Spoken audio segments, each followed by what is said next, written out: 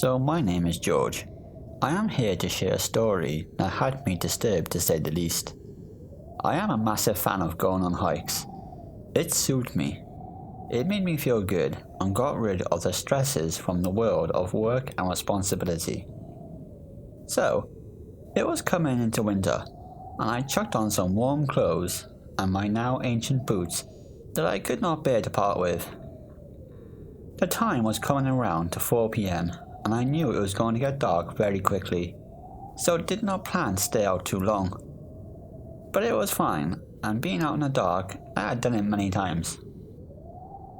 The air was cold, my breath turned to smoke as I exhaled, and trudged along a small dirt path that led up to a high mountain which happily overlooked a small town off in the distance.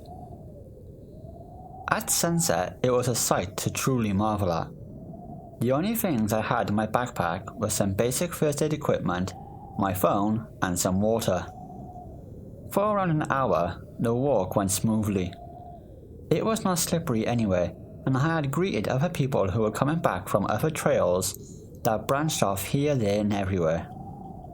I lived in a small town, so everyone kind of knew everyone's situation. As the sun was starting to set, I found myself slightly off course.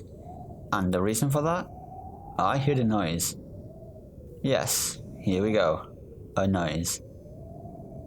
It sounded like something was in distress, and being someone with a first aid box in my backpack, I could not help in myself in wanting to be someone's saviour. If only I listened to my inner self and ignored what I was hearing. I knew where I was and was awfully familiar with the territory, so that was not the thing that was bothering me from within. It was the sound itself. It was a cry, like part human and part animal. I know how ridiculous that sounds, but it was exceedingly difficult to describe. It was an eerie kind of noise. Now, as I got closer, and with the last bit of light I had left, I noticed something on the ground, hunched over, as if to be eating something else. I froze where I was. This was not human, and it was not like any kind of animal I had seen before. Part of me was utterly amazed, but also curious, only wanting to get closer and have a better look. But again, my inner self was screaming to slowly back away and let it be. From what I could see, it was a charcoal kind of black, hairy, big body, and thinning towards the lower half. I could not see the face, so I could not give a description, but whatever it was, it looked big. Like, noticeably big. This time I listened to my inner self and started to back away slowly when suddenly it just stopped eating and lifted its head. I froze. We were both frozen in time, as I was positive whatever it was carefully listening to every sound as if it heard me back away. There was quite a large tree a few steps away to my right, but it also meant standing on a few twigs I knew were going to make a sound. It was either that or stay where I was, out in the open. I chose to make a move.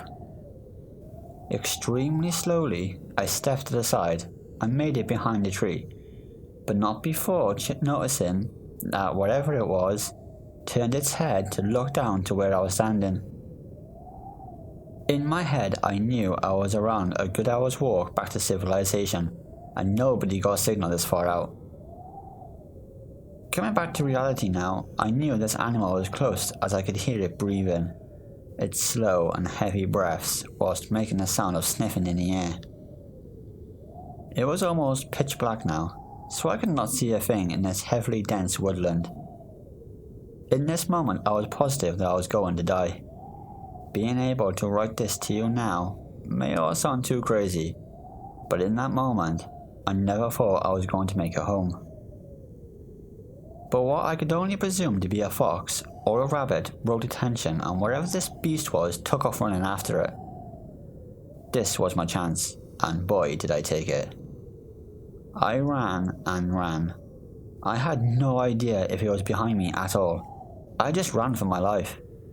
Of course, I made it back out onto the streets, even though I could feel whatever this was chasing after me. I could feel it catching me up, if that is even a thing.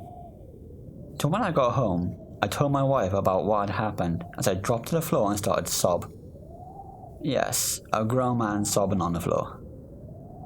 The fear I experienced, the amount of adrenaline, anxiety, and panic all hit me like a brick wall, and I sobbed for a few minutes whilst telling my wife everything that had happened. That night, we had both done some research and found a few people talking about some weird creature they stumbled across in the woods, and that it had petrified them. One person even spoke about how it had killed someone and ate it to the bone. Maybe that is a bit dramatic. I am not sure.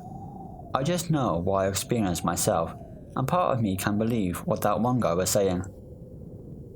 The next day, myself and my wife went back up to where I had seen this creature, but nothing was there. Whatever it was eaten was now gone, and the creature was nowhere to be seen.